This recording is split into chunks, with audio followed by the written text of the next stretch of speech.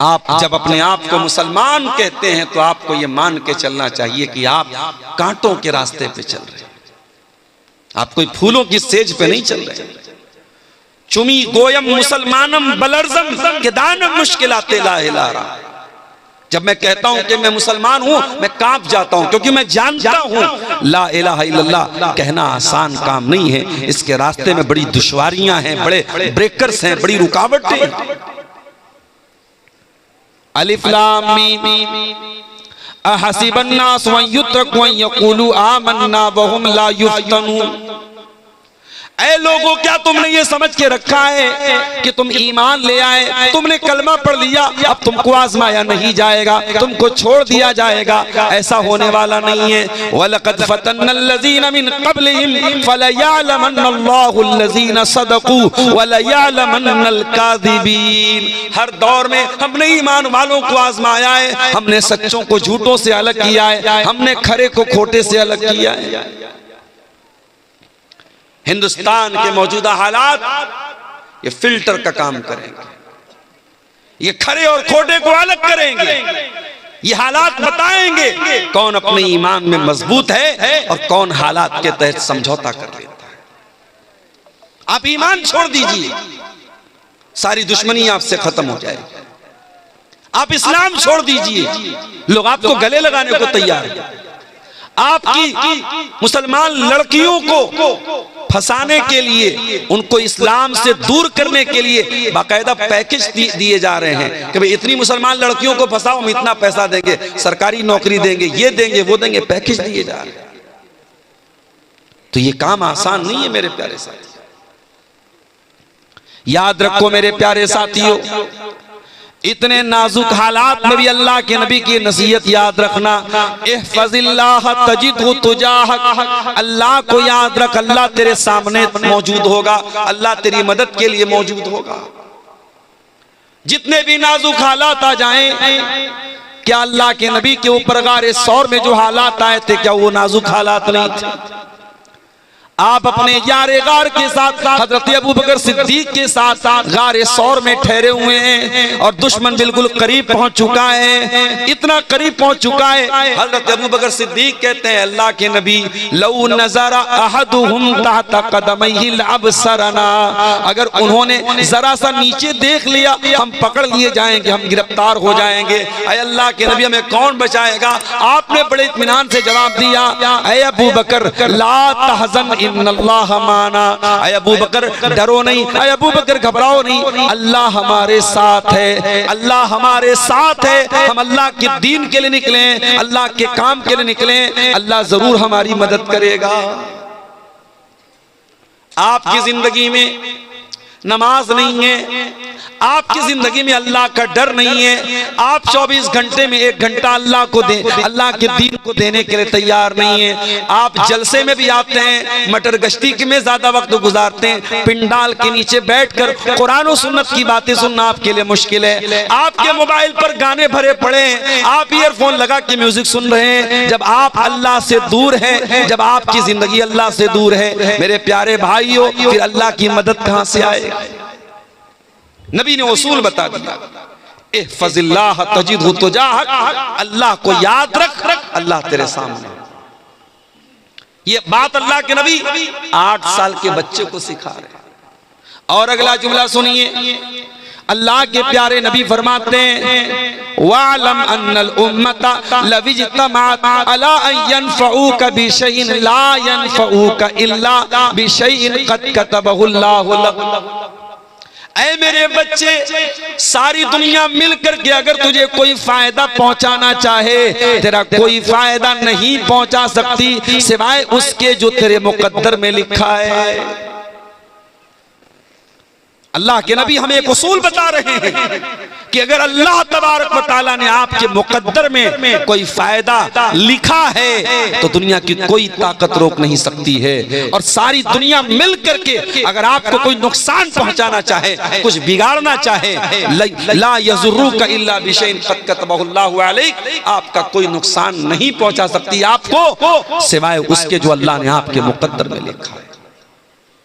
आप अपनी मजबूती कर लीजिए, अपने हालात को ठीक कर लीजिए, अपनी तमाम चीजों को दुरुस्त कर लीजिए। उसके बाद भी अगर कोई इस मुल्क के नागरिकों को इस मुल्क से निकालने की बात करेगा तो फिर उसके बाद हम देखेंगे कि हमें कौन सा कदम उठाना है। जाहिर है कि हम इतने बुज़दिल और कमजोर भी नहीं है कि हमारी जान और माल और हमारी इज्जत व आबरू पर हमला हो और हम खामोश बैठे रहें, ये तो नहीं हो सकता। अल्लाह के प्यारे नबी सल्लल्लाहु अलैहि वसल्लम ने अगर कोई इंसान अपने सेल्फ डिफेंस में अपनी आत्मरक्षा में अगर कोई लड़ते हुए मर जाए, अल्लाह के नबी ने उसे शहीद का दर्जा दिया। मन कुतिला दून नफ्सिही फहुवा शहीद, मन कुतिला दून मालिही फहुवा शहीद। जो अपने माल को बचाने के लिए अपनी जान की हिफाजत करते हुए अगर कत्ल हो जाए तो अल्लाह के नबी ने उसको शहीद का दर्जा दिया है। तो इस्लाम आपको बुज़दिली नहीं सिखाता है, माफ कीजिएगा। और ये जो कलमा हम पढ़ते हैं, कलमा तौहीद ला इलाहा इल्लल्लाह, ये कलमा भी हमें बहादुर बनाता है। इस कलमे को पढ़ने के बाद मेरे प्यारे भाइयों, इस कलमे पर डटे रहना है, जमे रहना है, हालात जैसे भी आ जाएं, इस कलमे से पीछे नहीं हटना है। जो पीछे हट जाए वो अपने ईमान की खैर बनाए, वो मुसलमान नहीं है। इन्नल्लज़ीना क़ालू रब्बुनल्लाह सुम्मा इस्तक़ामू ततनज़्ज़लु अलैहिमुल मलाइकतु अल्ला तख़ाफू वला तहज़नू व अबशिरू बिल जन्नतिल्लती कुन्तुम तुअदून। जो लोग अल्लाह को अपना रब मानते हैं और फिर उसके ऊपर डट जाते हैं, अल्लाह के फरिश्ते आकर के उनको तसल्ली देते हैं कि तुम डरो नहीं, तुम परेशान ना हो, अल्लाह की मदद तुम्हारे साथ है। तुम्हें गमगीन होने की कोई जरूरत नहीं है, तुम्हें परेशान होने की कोई जरूरत नहीं है। अगर दुनिया में तुम परेशान भी रहोगे, हलाक भी हो जाओगे, आखिरत में तुमको जन्नत मिलेगी। तुम्हें परेशान होने की कोई जरूरत नहीं है।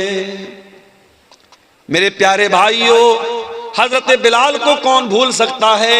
उनका मालिक उमैया बिन खल्फ उनको तपती रेत में लिटा दिया करता था, सीने पर गर्म पत्थर रख देता था और उनको वार्निंग देता था, ऐ बिलाल हम तुझे टॉर्चर करना बंद कर देंगे, हम तुझे तकलीफें देना बंद कर देंगे, हम तुझे सताना बंद कर देंगे। ऐ बिलाल बस तू मोहम्मद के दीन को छोड़ दे, तू इस्लाम को छोड़ दे, तू तौहीद को छोड़ दे।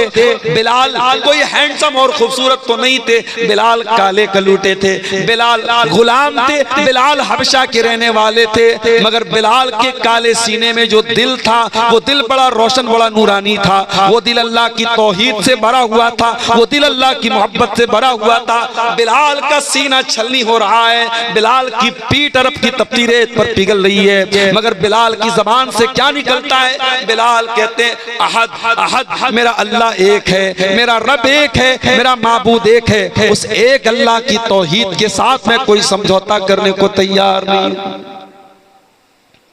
हजरत खुबैब इब्न अदी को देखो, सूली पे चढ़ाया जा रहा है।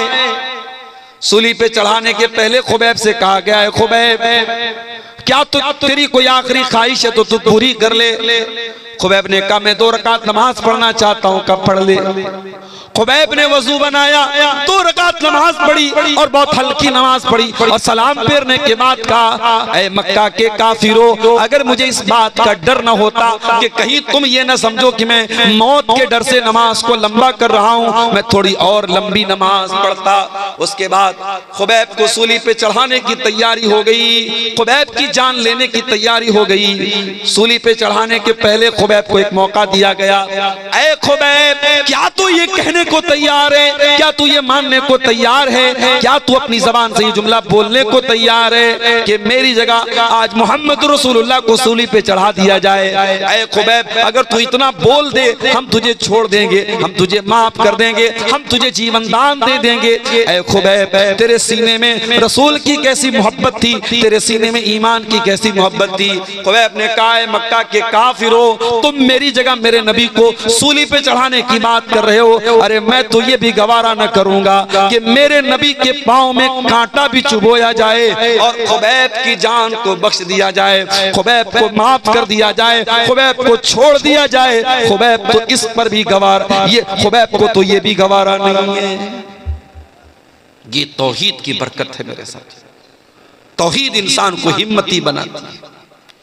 हजरत सुमैया को देखो, है तो वो एक औरत दुनिया वाले कहते औरत बड़ी कमजोर होती है, औरत बड़ी जज्बाती होती है, औरत बड़ी नाजुक होती है। मैं कहता हूं अगर औरत ईमान वाली बन जाए, तौहीद वाली बन जाए, इस्लाम वाली बन जाए, ये पहाड़ों से ज्यादा मजबूत बन सकती है। सुमैया बूढ़ी हो चुकी हैं, जवान बेटा उनका अम्मार है और उनके शौहर यासिर हैं। बाप शौहर के सामने बीवी और माँ के सामने बेटे को ये धमकी दी जा रही है। अबू जहल ये धमकी देता है, ऐ सुमैया बिन्त खय्यात, अगर तूने इस्लाम न छोड़ा, अगर तूने मोहम्मद का दीन न छोड़ा, ऐ सुमैया हम तेरे बदन के कपड़े उतार देंगे, हम तुझे मादरजात नंगा कर देंगे, हम तुझे सर से पैर तक नंगा कर देंगे, निर्वस्त्र कर देंगे, तेरे बदन के कपड़े उतार देंगे। सुमैया बिन्त खय्यात इस्लाम छोड़ने को तैयार नहीं, तौहीद से समझौता करने को तैयार नहीं, मोहम्मद का दीन छोड़ने को तैयार नहीं। बिल आखिर अबू जहल ने सुमैया को नंगा कर दिया, जवान बेटे के सामने उसकी माँ को बरहना कर दिया और बड़ी बेदर्दी से बर्छी मार के हजरत सुमैया को शहीद कर दिया। इस्लाम की राह में पहला खून बहाने वाली अगर कोई औरत है वो सुमैया बिन्त खय्यात है। मेरे प्यारे भाइयों, एक औरत होने के बावजूद सुमैया ने जान तो दे दी मगर ईमान से समझौता न किया। सुमैया ने कयामत तक आने वाले मुसलमानों को ये मैसेज दिया, वो तौहीद पे चलने वालों, हालात से घबरा न जाना, हालात से परेशान न हो जाना। अगर तुम तौहीद वाले हो तो अपने कलेजे को मजबूत कर लेना। तौहीद आपको मजबूत बनाती है मेरे भाई। तौहीद का मानने वाला एक अल्लाह को मानता है। ऐसा नहीं है नवंबर में उसका माबूद कोई और है, दिसंबर में कोई और है, जनवरी में कोई और है, फरवरी में कोई और है, गर्मी का देवता कोई और है, जाड़े का देवता कोई और है, दौलत कोई और दे रहा है, ताकत कोई और दे रहा है। ऐसा नहीं है। उसे दौलत अगर मांगनी हो अल्लाह से मांगेगा, उसे शिफा मांगनी हो अल्लाह से मांगेगा। हजरत यूसुफ अलैहिस्सलाम को देखो, यूसुफ कहां पहुंच गए? जेल में पहुंच गए। जबकि हजरत यूसुफ नबी थे, बाप भी नबी थे, वो भी नबी थे, बहुत खूबसूरत थे हजरत यूसुफ अलैहिस्सलाम। लेकिन हालात देखो मेरे भाइयों, बेकसूर होने के बावजूद, बेगुनाह होने के बावजूद यूसुफ अलैहिस्सलाम जेल की काल कोठरी में पहुंच गए। और ये मत समझना कि जेल में जब वो पहुंच गए तो उसको वो मुसीबत समझ रहे थे। वो खुद अल्लाह से दुआ मांग रहे थे, अल्लाह मुझको जेल में पहुंचा दे। क्यों दुआ मांग रहे थे? आओ उनकी दुआ पढ़ के सुना देता हूं। कितनी प्यारी दुआ करते हजरत यूसुफ अलैहिस्सलाम। कहते रब्बी सिजनु अहब्बु इलैया मिम्मा यदऊननी इलैहि। ऐ अल्लाह, ये औरतें, ये मिस्र की औरतें मुझसे गलत काम करवाना चाहती हैं। ऐ अल्लाह, ये अजीज मिस्र की बीवी मुझसे ज़िना करवाना चाहती है। ऐ अल्लाह, ये मुझसे गलत काम करवाना चाहते हैं। ऐ अल्लाह, रब्बी सिजनु अहब्बु इलैया मिम्मा यदऊननी इलैहि। ऐ अल्लाह, ये औरतें मुझसे जो काम करवाना चाहती हैं उससे बेहतर तो ये है, ऐ अल्लाह मुझे तू जेल की काल कोठरी में डाल दे। व इल्ला तसरिफ अन्नी कैदहुन्ना अस्बु इलैहिन्ना व अकुम मिनल जाहिलीन। और ऐ अल्लाह, अगर तूने इनकी चाल को नाकाम नहीं किया, अगर तूने इन औरतों की चाल को नहीं फेरा, ऐ अल्लाह मैं झुक जाऊंगा इनकी तरफ, मैं माइल हो जाऊंगा इनकी तरफ और मैं भी जाहिलों में से हो जाऊंगा। क्योंकि औरत की चाल से बचना बड़ा मुश्किल काम है, औरत के फरेब से बचना बहुत मुश्किल काम है। अगर यूसुफ अलैहिस्सलाम जैसे पैगंबर को इस बात का डर है कि औरत के फंदे में वो न फंस जाएं, तो आज के कमजोर ईमान वाले नौजवानों, आप अपने दामन को भी बहुत बचा के रखिए। जमाना बहुत नाजुक है, औरत का फितना बड़ी तेजी से समाज में फैल रहा है। मैं माफ कीजिए अगर हमारी माएँ बहनें सुन रही हैं, मैं जब औरत का लफ्ज बोल रहा हूं तो कोई ये ना समझे कि मैं तमाम औरतों को जिम्मेदार करार दे रहा हूं इन हालात का, नहीं। लेकिन ये अल्लाह के नबी की हदीस भी है कि दुनिया का सबसे बड़ा फितना, इस उम्मत के मर्दों के लिए सबसे बड़ा फितना औरत का फितना है। और ये औरत कब फितना बनती है? जब इस्लाम से दूर होती है, जब दीन से दूर होती है, जब बेहया होती है, जब बदचलन होती है, जब ये खूबसूरत कपड़े पहनकर मेकअप करके सज के संवर के अपने हुस्न की नुमाइश करती है, तभी औरत फितना बनती है। और यही औरत अगर इस्लाम के दायरे में रहे तो दुनिया की सबसे बड़ी नेमत बन जाती है। अल्लाह के नबी ने फरमाया दुनिया का सबसे बड़ा खजाना 3 चीजें हैं, 3 चीजों को खजाना बना लो, 3 चीजों को स्टोर कर लो, 3 चीजों को अपने घर में बचा के रख लो। कल्बन शाकिरा व लिसानन जाकिरा व ज़ौजतन मुमिनतन तुईनुहु अला अम्रिल आखिरा। अपने सीने में ऐसा दिल पैदा कर लो जो अल्लाह का शुक्र अदा करने वाला हो, अपने मुंह में ऐसी ज़बान पैदा कर लो जो अल्लाह का जिक्र करने वाली हो, और ऐसी औरत अपने घर में लेके आ जाओ जो दीनदार हो और दीन में तुम्हारी मदद करे, दीन के कामों में तुम्हारी मदद करे। मेरे प्यारे साथियों, हजरत यूसुफ अलैहिस्सलाम उस औरत के फितने से बचने की दुआ करते और कहते हैं अल्लाह मुझे तू जेल में पहुंचा। अल्लाह ने यूसुफ अलैहिस्सलाम की दुआ कबूल कर ली। यूसुफ बेगुनाह थे फिर भी जेल में पहुंच गए, और जेल में पहुंचने के बाद यूसुफ अलैहिस्सलाम आराम से नहीं बैठ गए। हम और आप होते तो जेल में पहुंच करके आंसू बहाते, हम कहां चले आए। न तो घर के जैसा बिस्तर है, न तो घर के जैसा खाना है, न माँ है पास में, न बाप है पास में। और यूसुफ नबी के बेटे हैं, पैगंबर के बेटे हैं, बड़े बाप के बेटे हैं, बड़े नाज़ो नेमत से उनको पाला गया था, और आज कहां पहुंच गए, कैद खाने में पहुंच गए। कोई अपराध भी नहीं किया, कोई कसूर भी नहीं है, लेकिन यूसुफ अलैहिस्सलाम जेल की काल कोठरी में पहुंचने के बाद भी अपने मिशन को नहीं भूलते। वो जेल के अंदर जो कैद खाने के अंदर जो साथी होते हैं उनको तौहीद की दावत देने लगते हैं, उनको इस्लाम के बारे में बताने लगते हैं। 2 कैदियों से कहते हैं या साहिब इस सिजनी अरबाबुम मुतफर्रिकून खैरुन अमिल्लाहुल वाहिदुल कहार।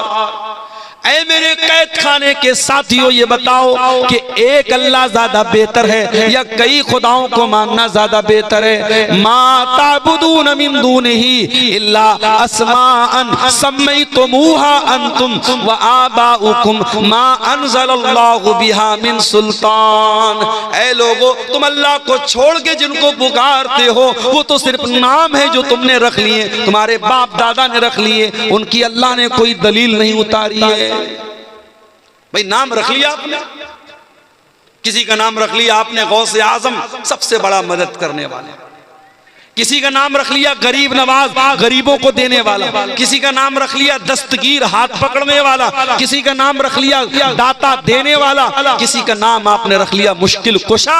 आपने नाम रख लिए हैं, अल्लाह को छोड़ करके इनकी कोई हकीकत नहीं है, अल्लाह के सिवा कोई देने वाला नहीं है। मेरे प्यारे तो तौहीद आपके ज़हन को सुकून देती है। मेरे प्यारे साथी, तौहीद पर चलने वाला एक रास्ते पर चलता है। प्राणपुर से कटिहार जाने वाला रास्ता अगर हमको पकड़ना है और हम पीछे मनिहारी का रास्ता पकड़ लें, कहीं और निकल जाएं, हम मंजिल से भटक जाएंगे। अगर आप तौहीद पर चल रहे हैं तो तौहीद आपको सिरात मुस्तकीम के रास्ते पे लेके जाएगी, जन्नत के रास्ते पे लेके जाएगी। और यही वजह है तौहीद पर चलने वाला वो इधर उधर भटकता नहीं, कभी यहां कभी वहां नहीं रहता है, वो एक प्लेटफॉर्म पे रहता है। इहदिनस सिरातल मुस्तकीम, वो 5 टाइम अल्लाह से यही दुआ करता है, अल्लाह हमको सिरात मुस्तकीम पे कायम रख, हमको इसी सीधे रास्ते पे चलने की तौफीक दे। तौहीद पे चलने वाला सुकून की दौलत से माला माल होता है। मेरे प्यारे नौजवान साथियों, आपसे एक बात कहना चाहता हूं, सुकून किस चीज का नाम है? क्या ज्यादा पैसा कमा लेने का नाम सुकून है? माफ करना, बड़े बड़े अरबपतियों को रात में सोने के लिए स्लीपिंग पिल्स लेनी पड़ती है, नींद की दवाएं लेनी पड़ती हैं। और किसी गांव का कोई गरीब आदमी रात में साग रोटी खा लेता है, मछली भात खा लेता है, दाल चावल खा लेता है और आराम से सो जाता है। इसका मतलब यह हुआ कि सुकून का ताल्लुक पैसे से नहीं है। जितने सुकून के साथ वो गरीब आदमी अपनी झोपड़ी में सो रहा है, वो करोड़पति महल में उतने सुकून से नहीं सो रहा है। इसीलिए बहुत ज्यादा दौलत के पीछे ना भागो मेरे प्यारे भाइयों। दौलत कमाओ, दौलत जरूरी चीज है, लेकिन अगर दौलत मिल गई, हलाल तरीके से मिल गई, तो हराम रास्तों पे न जाना, वरना सुकून की दौलत छिन जाएगी। अल्लाह के प्यारे नबी बड़ी प्यारी बात इरशाद फरमाते हैं, लैसल गिना अन कसरतिल अरबी वलाकिन्नल गिना गिनन नफ्सी। अरे ज्यादा पैसा हो जाना, ज्यादा सामान हो जाना, ये दौलत नहीं है, ये मालदारी नहीं है। असल मालदारी यह है कि इंसान का दिल मालदार हो जाए, इंसान का नफ्स गनी हो जाए, इंसान दिल का मालदार हो जाए। कुछ लोग होते हैं ना, चमड़ी चली जाए दमड़ी न जाए, पैसा बहुत है, मगर एक पैसा भी अल्लाह की राह में खर्च करने की बात आ जाए, किसी गरीब को देने की बात आ जाए, नानी मर जाती है। चमड़ी चली जाए दमड़ी न जाए। पैसा है, दौलत है, दिल नहीं है। और मैं देखता हूं कभी कभी मदरसों में चंदा जब लोग देते हैं, दान देते, गरीब आदमी जो बेचारा बहुत मामूली कमाने वाला है, अपनी हैसियत से बढ़ के वो देता है। और करोड़पति लोग बेचारे जो है वो बंगला में तकरीर करने वाला उसको दाएं बाएं से खींचता है, पकड़ता है, बुलाता है, उसके बाद बड़ी मुश्किल से 5,000 10,000 रुपया वो निकालता है। तो अल्लाह ताला क्या तो नीयत देखी जाएगी, अल्लाह क्या तो इखलास देखा जाए। सही बुखारी की पहली हदीस क्या है, इन्नमल आमालु बिन्नियात, सारी नेकियों का दारो मदार अल्लाह ताला की नीयत पर है। आप कटिहार छोड़ के दिल्ली जा रहे हैं, आप कटिहार छोड़ के गुवाहाटी जा रहे हैं, आप कटिहार की सरजमीन छोड़ के मुंबई जा रहे हैं, किस लिए जा रहे हैं? पैसा कमाने के लिए, बाल बच्चों का पेट भरने के लिए। और एक आदमी कटिहार छोड़ के या कोई भी जगह छोड़ के दूसरी जगह जा रहा है, क्यों जा रहा है? अपना दीन बचाने के लिए, अपना ईमान बचाने के लिए, अपने आप को इस्लाम पर अमल करने के लिए। दोनों ने शहर छोड़ा, दोनों ने वतन छोड़ा, लेकिन जिसने दीन और ईमान के लिए अपना वतन छोड़ा उसको शरीयत में मुहाजिर कहा जाएगा, उसके अमल को हिजरत कहा जाएगा, उसको हिजरत का सवाब मिलेगा। लेकिन जो रोजी रोटी के लिए, किसी लड़की से शादी करने के लिए, किसी औरत को हासिल करने के लिए, किसी दौलत को हासिल करने के लिए अपना शहर छोड़ के जाएगा, उसको हिजरत का सवाब नहीं मिलेगा। अमल एक है, काम एक है, नीयत अलग अलग हो गई तो मामला बदल गया मेरे प्यारे साथियों। इसलिए नीयत को दुरुस्त करो। तौहीद आपकी नीयत को भी दुरुस्त करती है। अगर आपकी तौहीद पक्की होगी तो आप नमाज अल्लाह के लिए पढ़ेंगे, आप मदरसे में दान अल्लाह के लिए देंगे, आप गरीबों की मदद अल्लाह के लिए करेंगे, आप रोजा अल्लाह के लिए रखेंगे, आप हज करेंगे अल्लाह के लिए, आप ज़कात देंगे अल्लाह के लिए। अगर आपकी तौहीद पक्की है तो आपकी नीयत भी पक्की है। परसों जुमा का दिन है, फजर की नमाज में अगर आप पहुंचे, और उम्मीद है कि आप पहुंचेंगे, क्योंकि आप जलसे में अगर रात को 1 डेढ़ बजे 2 बजे तक जलसे में आप रह रहे हैं तो आपके अंदर दीन का बड़ा जज्बा है, बड़ा शौक है, तो आप फजर की नमाज भी जमात से जरूर पढ़ते होंगे इंशाअल्लाह। अगर आप जुमा के दिन फजर की नमाज में पहुंचे और इमाम साहब ने सुन्नत के मुताबिक पहली रकात में सूरह सजदा की तिलावत की और दूसरी रकात में उन्होंने सूरह दहर की तिलावत की, तो सूरह दहर में ये आयतें भी आप इमाम साहब के मुंह से सुनेंगे। इन्नमा नुतिमुकुम लिवजहिल्लाह व युतिमूना अत्ताम अला हुब्बिही मिस्कीनन व यतीमन व असीरा। अल्लाह के नेक बंदे गरीबों को खाना खिलाते हैं, यतीमों को खाना खिलाते हैं, कैदियों को खाना खिलाते हैं। इन्नमा नुतिमुकुम लिवजहिल्लाह। और जब वो गरीबों को खाना खिलाते हैं तो इसलिए नहीं खिलाते कि फोटो खींच लें उनका। हम लोग भी कहीं जाते हैं जलसों में, प्रोग्रामों में, तो अब ये सेल्फी लेने वाले जो हमारे नौजवान हैं वो दस्तरखान पे भी जाके सेल्फी ले। मैं मना करता हूँ, भैया मत फोटो मत लो। ऐसे ही लोग उलमा को बदनाम करते, उलमा खाते बहुत हैं, मौलवी खाता बहुत है। और जब ये कहो कि भाई अपने बच्चे को मौलवी बनाओ तो कहते हैं खाएगा कहाँ से। बड़ी अजीब बात है। ऐसे तो बोलेंगे मौलवी खाता बहुत है, और बच्चे को आलिम बनाने की बात कहो तो बोलेंगे खाएगा कहाँ से। तो दस्तरखान पर भी हमारे फोटो लिए जा रहे हैं। क्यों साहब? स्टेटस पे लगाएंगे, मोबाइल पे लगाएंगे, फेसबुक पे डालेंगे, अब्दुल गफ्फार साहब देसी मुर्गा खा रहा है। एक जगह जलसे में अपनी बेटी को लेके चला गया। ये यूट्यूबर लोग, अल्लाह इनको माफ करे, इनको थंबनेल लगाना भी नहीं आता। नेपाल में एक जलसे में भी गया अपनी बच्ची को लेके, तो एक यूट्यूबर ने थंबनेल लगाया, अब्दुल गफ्फार सलवी अपनी बेटी को ले गया, जलसा में ले गया, तकरीर में ले गया। अरे भाई ले गए बोल दो भाई, क्या मतलब जबान ऐसी हो चुकी है कि वो समझ में नहीं आता कि उनको हिंदी में क्या लिखना चाहिए। तो खाना आदमी खा रहा है, उसका भी लोग फोटो ले रहे हैं। फोटो ठीक है, मैं उसको हराम नहीं मानता, लेकिन बिला वजह बिला जरूरत आप कम से कम उलमा को खाने के टाइम तो बख्श दो भाई।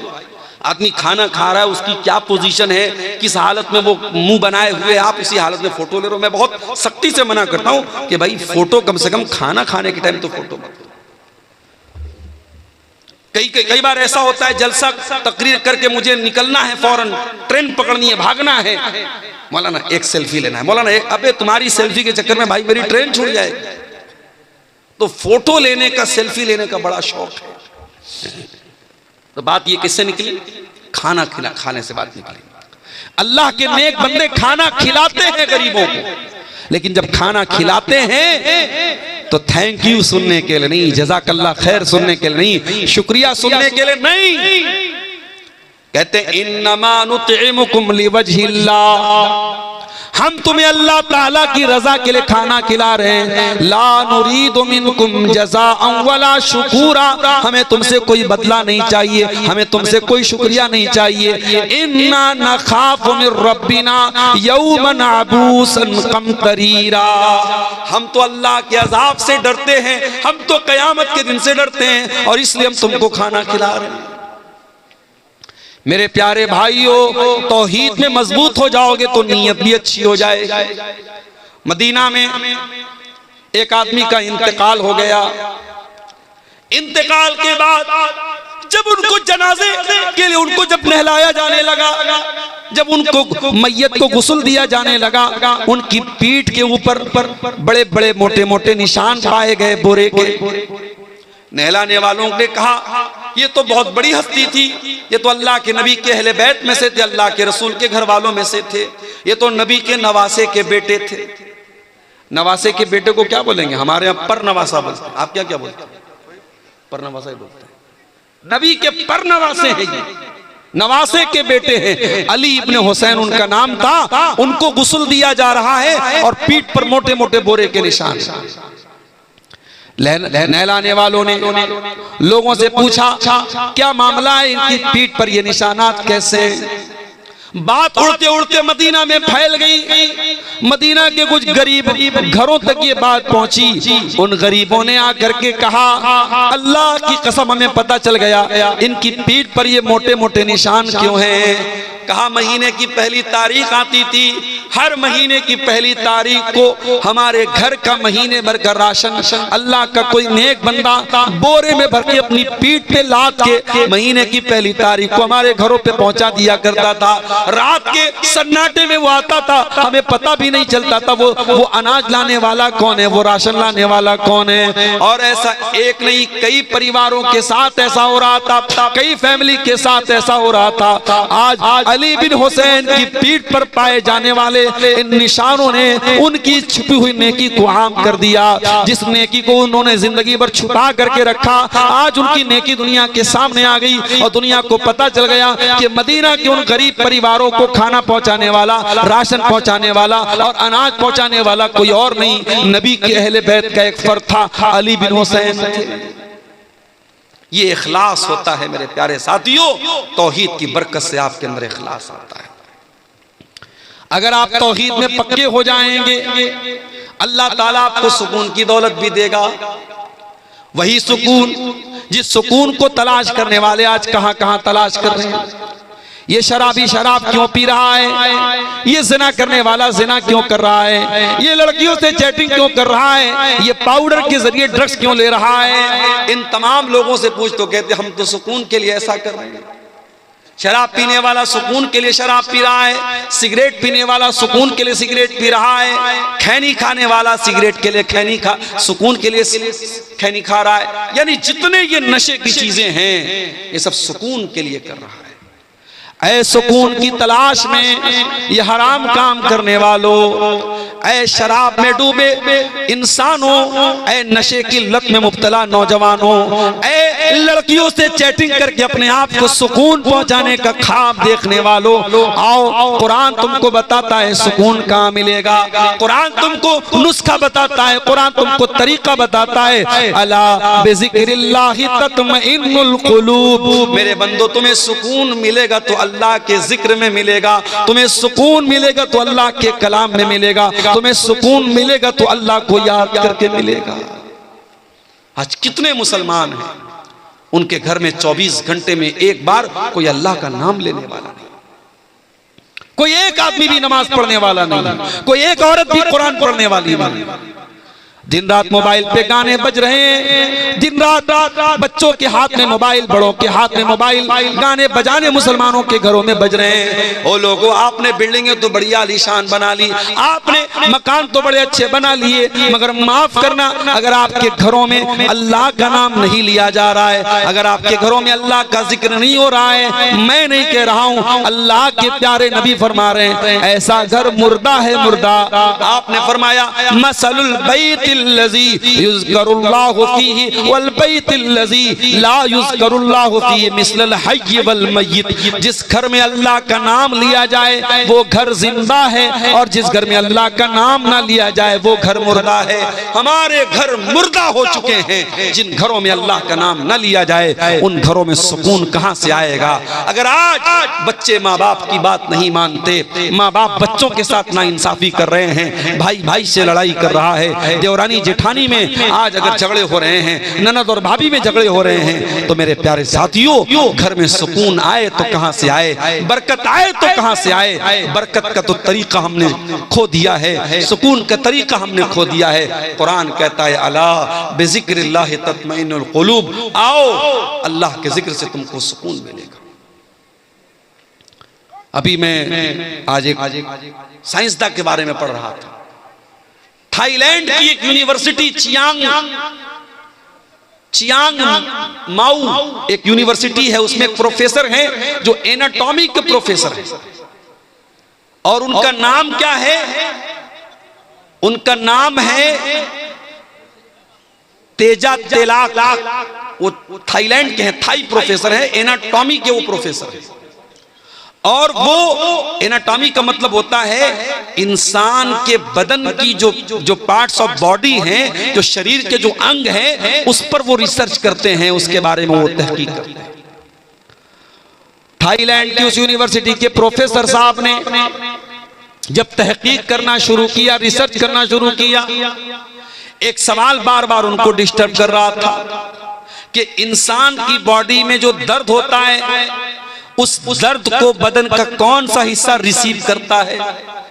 इंसान की बॉडी में वो जो दर्द होता है, जो पेन होता है, उस दर्द को बॉडी कैसे फील करती है, बॉडी कैसे महसूस करती है। सबसे पहले बॉडी का कौन सा ऐसा अंग है जो दर्द को फील करता है।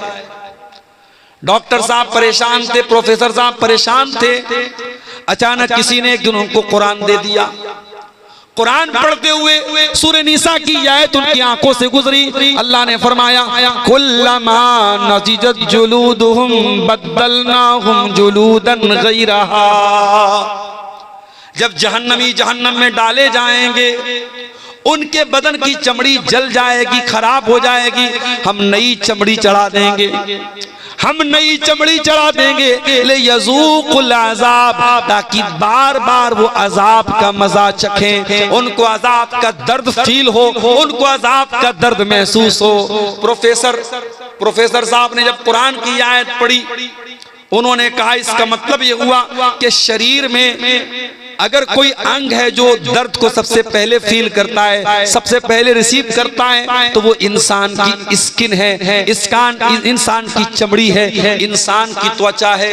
डॉक्टर साहब ने, वीडियो मौजूद है यूट्यूब पर, आप जाके देख लीजिए। सऊदी अरब में एक बहुत बड़ी कॉन्फ्रेंस हुई और उस कॉन्फ्रेंस में खड़े होकर के उन्होंने इस्लाम कबूल किया, ला इलाहा इल्लल्लाह मुहम्मद रसूलुल्लाह का कलमा पढ़ा, और उन्होंने कहा 1400 साल पहले अरब के एक उम्मी को ये बात किसने बताई, जो मेरी पूरी जिंदगी की रिसर्च का निचोड़ है, पूरी जिंदगी मेहनत करने के बाद और तहकीक करने के बाद जो बात मैं बता रहा हूं, कुरान हकीम 1400 साल पहले वो बात कैसे बता रहा है। इसका मतलब ये कुरान अल्लाह का कलाम है। मेरे प्यारे साथियों, आज अगर आप तौहीद पर पक्के हो जाएं, आप अल्लाह का जिक्र और कुरान अगर आप पढ़ना शुरू करें, आप जब बड़े बड़े प्रोफेसर और बड़े बड़े पढ़े लिखे लोगों के दिल की दुनिया बदल गई, आपके दिल की दुनिया भी बदल जाएगी। मगर हमारा दिल का आलम यह है, हमारा दिल बड़ा कठोर हो चुका है मेरे साथी। ये दिल बड़ा सख्त हो चुका है, ये दिल बड़ा कठोर हो चुका है।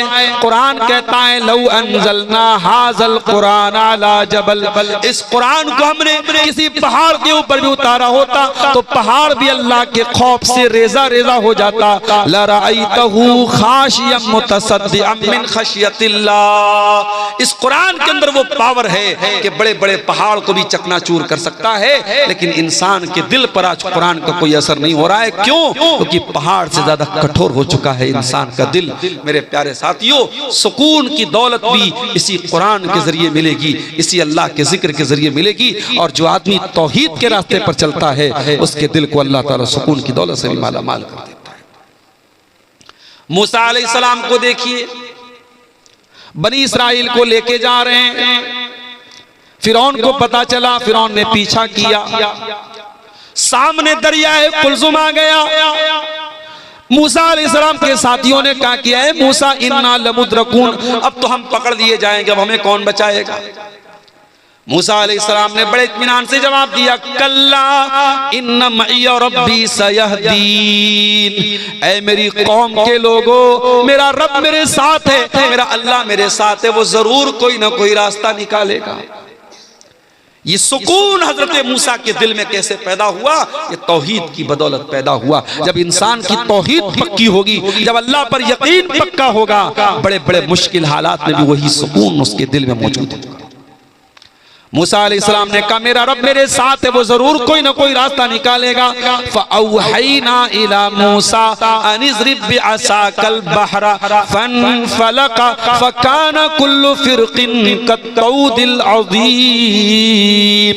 अल्लाह फरमाता है हमने मूसा से कहा, ऐ मूसा तू पानी के ऊपर अपने आसा को, अपनी लाठी को मार दे, पानी फट जाएगा और दोनों तरफ पानी रुक जाएगा और बीच में रास्ता बन जाएगा। पानी के ऊपर कभी रास्ता बनते देखा है? मनिहारी का ब्रिज बन रहा है, कितने जमाने से काम चल रहा है, अभी लोग बता रहे 2026-27 में काम कंप्लीट होगा। पानी के अंदर ब्रिज बनाना आसान काम नहीं है, पानी के अंदर पिलर खड़ा करना आसान काम नहीं है। अल्लाह ताला की टेक्नोलॉजी देखो मेरे भाई, अल्लाह ने पानी को रोक दिया दोनों तरफ और बीच में रोड बन गई, रास्ता बन गया और मूसा अलैहिस्सलाम अपने साथियों के साथ बड़े आराम से पानी को क्रॉस कर गए। अल्लाह ताला की जो टेक्नोलॉजी होती है, अल्लाह की जो तदबीर होती है, इंसान वहां तक पहुंच भी नहीं सकता। वल्लाहु खैरुल माकिरीन। इंसानों की तदबीर अल्लाह की तदबीर के सामने कुछ नहीं है। जब अल्लाह अपनी प्लानिंग करेगा तो इंसानों की तदबीर, इंसानों की चालबाजी, इंसानों की मक्कारी धरी की धरी रह जाएगी। अल्लाह की तदबीर उनकी सारी मक्कारियों को खत्म कर देगी मेरे प्यारे साथी। तो तौहीद पे चलने वाला सुकून की दौलत से माला माल होता है।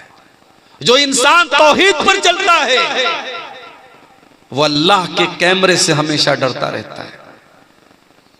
दुनिया का कैमरा, आज आप किसी बड़े मार्केट में चले जाएं, कटिहार के किसी बड़े दुकान में, मॉल में चले जाएं, आप मालदा में चले जाएं, आसपास पूर्णिया चले जाएं, बड़ी बड़ी दुकानों पे कैमरे लगे हैं। क्यों लगे हैं भाई? कैमरे लगे हैं साहब, उनको कहते हैं सीसीटीवी कैमरा। वो सिक्योरिटी के लिए लगे हैं, सुरक्षा के लिए लगे हैं। कैमरा लगा है तो चोरी नहीं होगी, कैमरा लगा है तो कोई गलत काम नहीं होगा।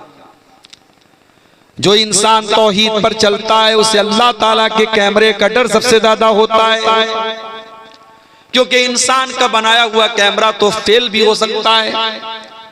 इंसान के बने हुए कैमरे में जो चीजें रिकॉर्ड हो रही हैं उनका टाइम होता है, 1 महीना तक रिकॉर्ड होंगी, 6 महीने तक रिकॉर्ड होंगी, 1 साल तक रिकॉर्ड होंगी, उसके बाद वो फाइल डिलीट हो जाएगी, खत्म हो जाएगी। लेकिन अल्लाह ताला का जो कैमरा चल रहा है, फरमाया व इन्ना अलैकुम लहाफिज़ीन किरामन कातिबीन यालमून मा तफअलून। मेरे बंदो, हमने तुम्हारे आमाल को रिकॉर्ड करने के लिए फरिश्तों को लगा दिया है, वो तुम्हारी एक एक एक्टिविटी को रिकॉर्ड कर रहे हैं और जो कुछ तुम कर रहे हो मेरे फरिश्ते रिकॉर्ड कर रहे हैं। और फरिश्तों की जो ये रिकॉर्डिंग हो रही है ये डिलीट होने वाली नहीं है, ये बंद होने वाली नहीं है मेरे प्यारे साथी। जो इंसान तौहीद पे चलता है उसे अल्लाह की पकड़ का डर होता है कि अल्लाह ताला से बच के कहां जाएंगे।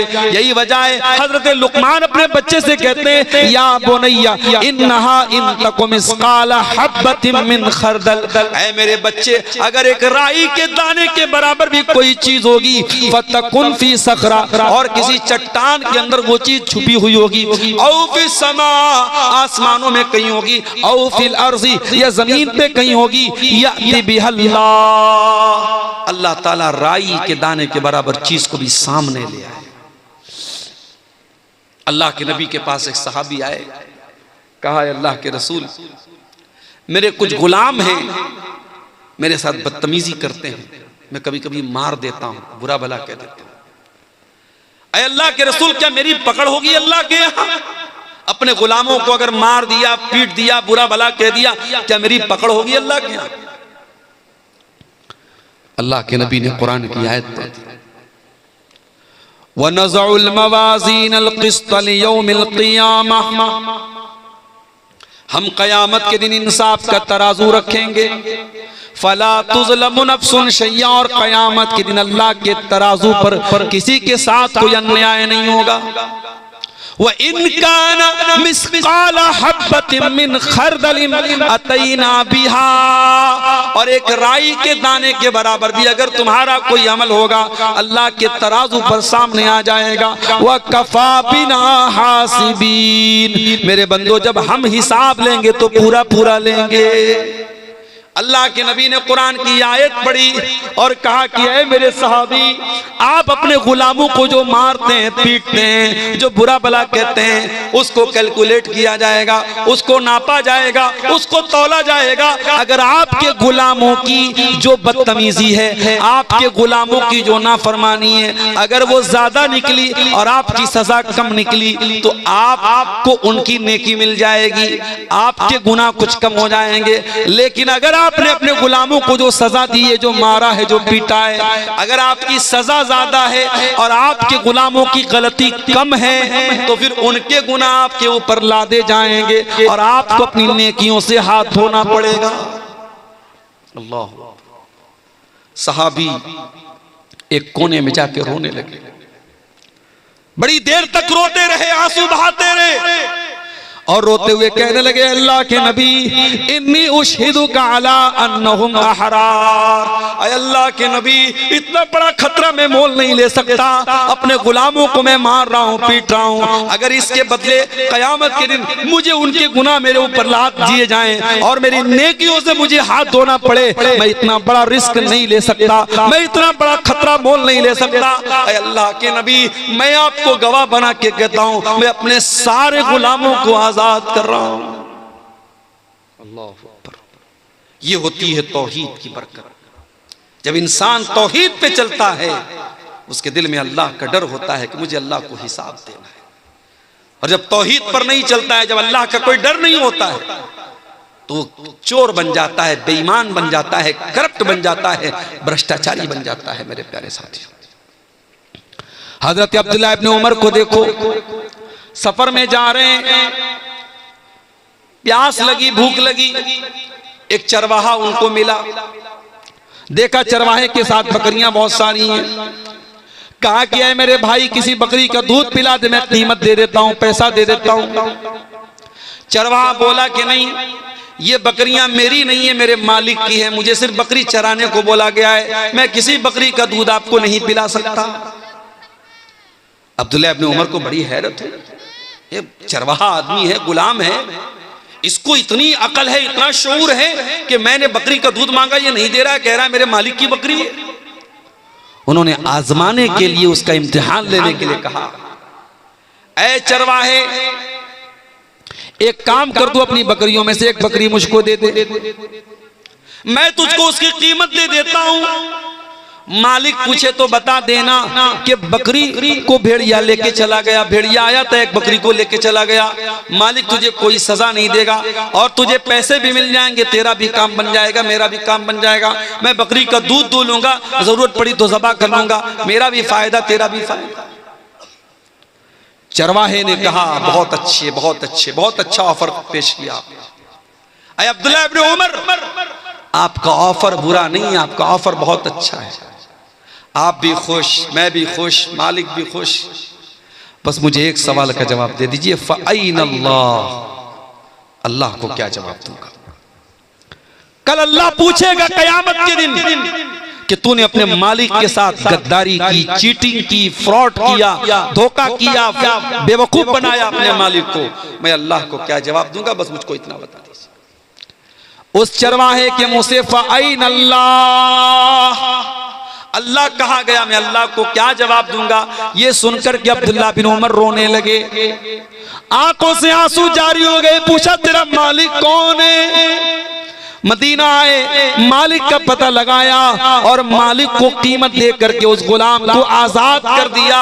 और आजाद करने के टाइम उस गुलाम से कहा, ऐ चरवाहे, ऐ कल तक तू गुलाम रहने वाला इंसान, आज इस तरह एक जुमले ने तुझको दुनिया की गुलामी से बचा लिया है और मुझे उम्मीद है कल कयामत के दिन जहन्नम की आग से भी तुझे ये जुमला बचा लेगा। अल्लाह अकबर। अल्लाह का ये डर तौहीद जब दिल में होगी तब पैदा होगा मेरे साथी। जब आप तौहीद के पक्के होंगे तो अल्लाह का ये डर आपके दिल में पैदा हो जाएगा। हजरत उमर को देखो, गश्त लगा रहे हैं अपने दौरे हुकूमत में, दुनिया आराम से सोती है और उमर फारूक आम लोगों का कपड़ा पहन के गश्त लगाते हैं पूरे इलाके में, पूरे मदीना में। कौन भूखा है, कौन प्यासा है, कौन परेशान है, लोगों की मदद करते हैं। हजरत उमर का गुजर एक मकान के पास से होता है। अंदर से एक औरत की आवाज आती है। औरत अपनी बच्ची से कह रही है, अपनी बेटी से कह रही है, ऐ बेटी सुबह दूध बेचने जाना है, उठ करके तू दूध में पानी मिला दे। बेटी कहती अम्मी जान, क्या आपने अमीरुल मोमिनीन का ऑर्डर नहीं सुना? क्या हजरत उमर का हुक्म आपने नहीं सुना कि दूध में पानी मिलाना अपराध और जुर्म है? अम्मी जान, आप कानून की खिलाफ वर्जी कैसे कर सकती हैं? मां ने कहा बेटा, रात का सन्नाटा है, उमर आराम से अपने घर में लेटे होंगे, उमर कहां यहां देख रहे हैं, तू उठ करके दूध में पानी मिला।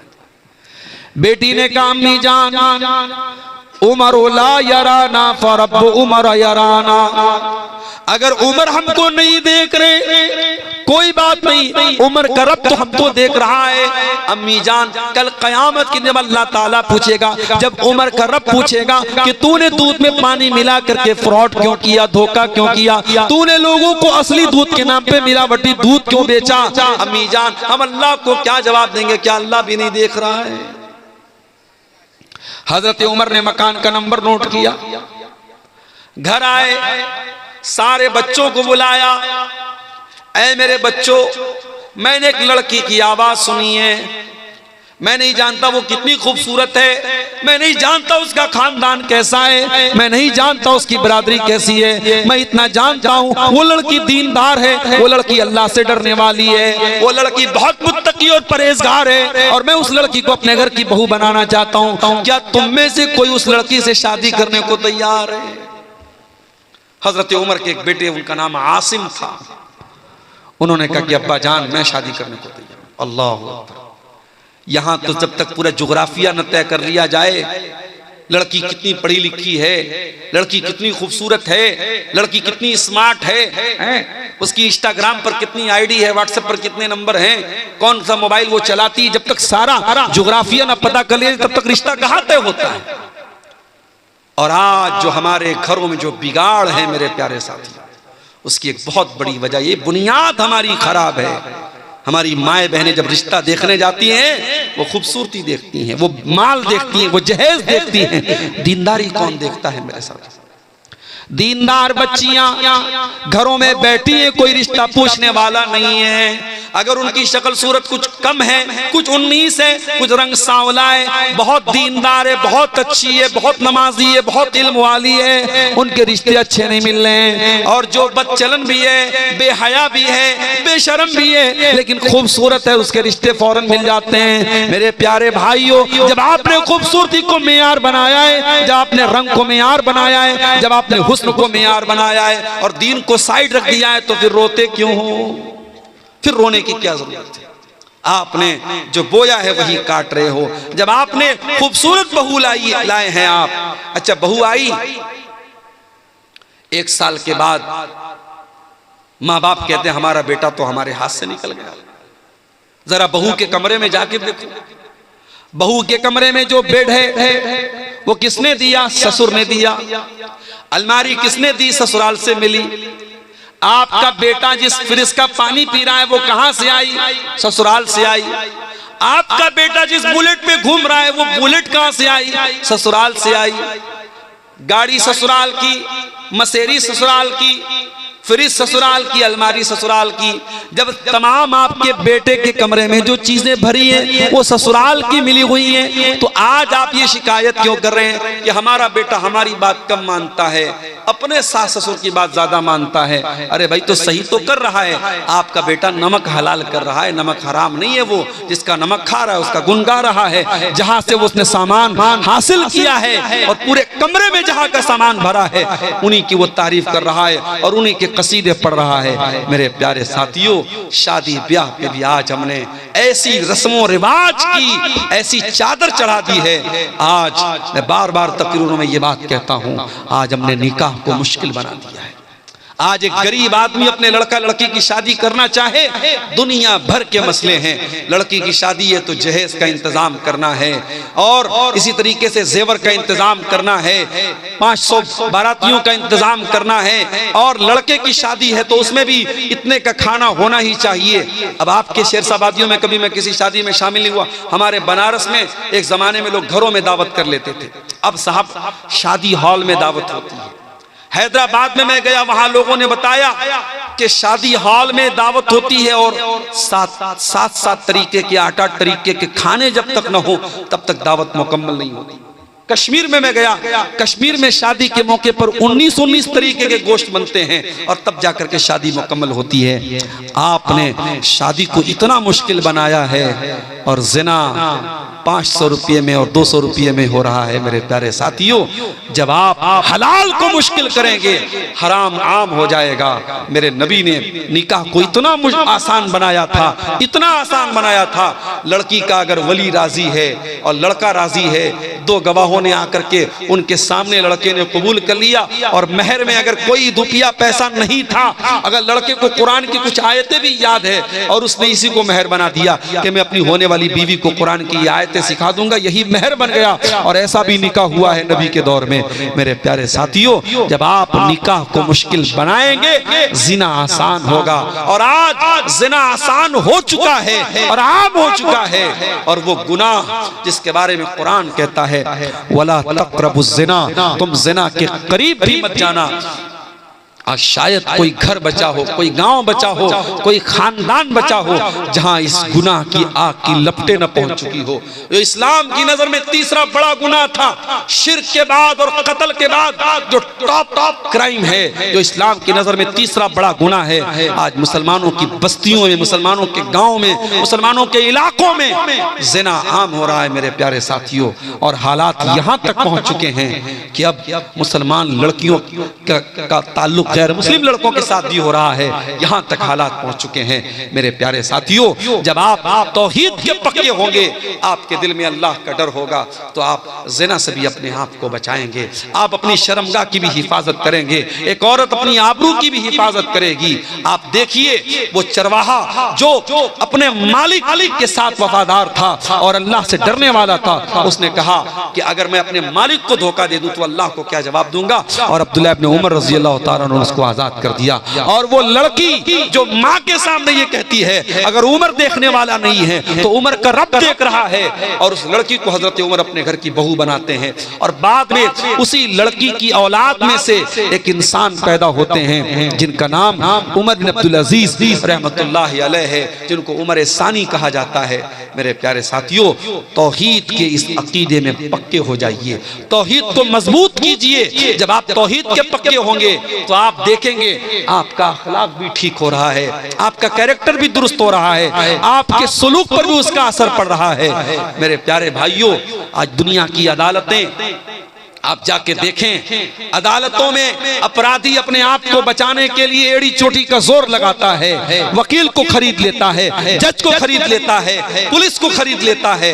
लेकिन नबी के दौर में अदालत में अपराधी आता है, गामिदी औरत आती है और आकर के कहती है इन्नी असब्तु ज़िना, ऐ अल्लाह के नबी मैंने ज़िना किया है, मैं शादीशुदा औरत हूँ, मैंने ज़िना किया है, मुझे मालूम है शादीशुदा अगर ज़िना कर ले उसकी सज़ा इस्लाम में पत्थरों से मार मार के ख़त्म कर देना है।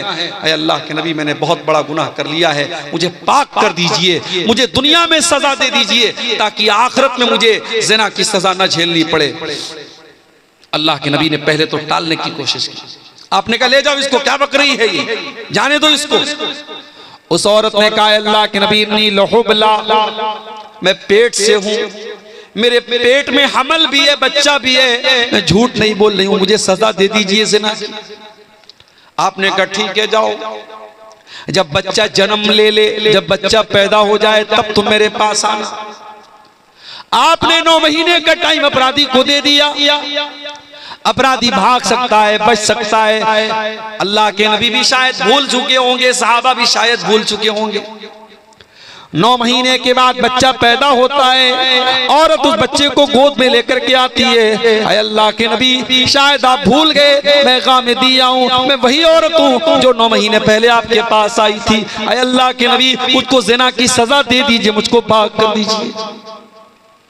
आपने फरमाया नहीं नहीं, अभी बच्चा बहुत छोटा है, माँ का दूध पी रहा है, जाओ जब ये बच्चा रोटी खाने लगे तब तुम मेरे पास आना। अल्लाह के प्यारे नबी ने 2 साल का टाइम अपराधी को और दे दिया, 2 साल का मौका और दे दिया कि जा तू भाग सकता है तो भाग जा, बच सकता है तो बच जा, अपने आप को बचा सकता है तो बचा ले। ओ लोगो, वो कौन सी ताकत थी, वो कौन सी कुव्वत थी। 2 साल के बाद जब बच्चा रोटी खाने लगता है, वो औरत अपने बच्चे को गोद में लेकर के आती है, बच्चे के हाथ में रोटी का टुकड़ा है, बच्चा रोटी खा रहा है। ऐ अल्लाह के नबी मेरा बच्चा दूध छोड़ चुका है, मेरा बच्चा रोटी खाने लगा। ऐ अल्लाह के नबी अब तो मुझे ज़िना की सजा दे दीजिए। आपने जमीन में गड्ढा खुदवाया, औरत का आधा धड़ जमीन में गाड़ा गया। जो इस्लाम में सजा है शादीशुदा की सजा, ज़िना की, पत्थरों से मारा गया, उस औरत को रज्म किया गया। जब पत्थरों से मारा जाने लगा, उस औरत के खून के कुछ छींटे हजरत खालिद बिन वलीद के कपड़ों पर पड़ गए। हजरत खालिद बिन वलीद की जबान से कुछ नाजेबा कलमात निकल गए, कुछ नामुनासिब कलमात उस औरत के हक में निकल गए। उन्होंने कुछ ऐसी बातें बोल दी कि पता नहीं कैसी औरत का खून मेरे कपड़े पर पड़ गया। अल्लाह के नबी ने बड़े गुस्से में फरमाया महलन या खालिद, ऐ खालिद खबरदार, ऐ खालिद अपनी जबान को लगाम दो। ऐ खालिद ये कोई मामूली औरत नहीं है, लक़द ताबत तौबतन, इसने अल्लाह की बारगाह में सच्ची तौबा की है। लौ ताबहा साहिब मुक्सिन लगुफिर लहू, अगर कोई डाकू भी ऐसी तौबा करता तो अल्लाह उसको भी माफ कर देता। ये है तौहीद की बरकत। जब आप तौहीद के रास्ते पर आते हैं तो आपका दिल ऐसा हो जाता है कि आप अल्लाह की बारगाह में आकर के अपने गुनाहों का इकरार कर लेते हैं मेरे साथी। इसलिए मेरे प्यारे भाइयों, जो गुनाहों के बोझ से बोझल बना हुआ है, जो गुनाहों की जंजीरों में जकड़ा हुआ है, आओ ये रात का सन्नाटा है, ये रात का सुहाना वक्त है, जाओ वजू करके अपने कमरे में, अपने मस्जिद में, ये जहां भी मुनासिब हो, जा करके अल्लाह के सामने सजदे में सर झुका दो और अल्लाह के सामने अपने गुनाहों का रोना रो लो, अल्लाह के सामने अपनी गलतियों का इकरार कर लो। यकीन जानो जब अल्लाह के सामने तुम सर झुका दोगे मेरे प्यारे साथियों, फिर आपको कहीं और सर झुकाना नहीं पड़ेगा। शायर कहता है वो एक सजदा जिसे तू गिरा समझता है, 1000 सजदों से देता है आदमी को नजात। आज हमारे देश में इस तौहीद के खिलाफ भी बातें हो रही हैं, इस्लाम के खिलाफ भी बातें हो रही हैं और ऐसा मैसेज दिया जा रहा है, ऐसा नैरेटिव गढ़ा जा रहा है कि इस्लाम का मानने वाला सबसे घृणा करता है, सबसे नफरत करता है।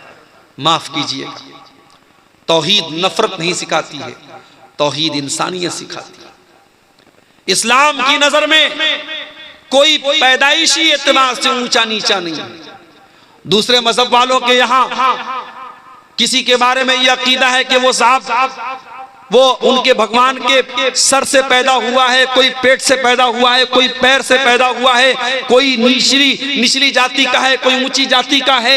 ये उनका अकीदा है, उनकी बिलीफ है, उनकी आस्था है। मैं उस पर कोई कमेंट नहीं करता। मगर इस्लाम क्या कहता है? या अय्युहन्नास इन्ना खलकनाकुम मिन ज़करिन व उन्सा व जअलनाकुम शुऊबन व क़बाइल लितारफू इन्न अक्रमकुम इंदल्लाहि अत्क़ाकुम।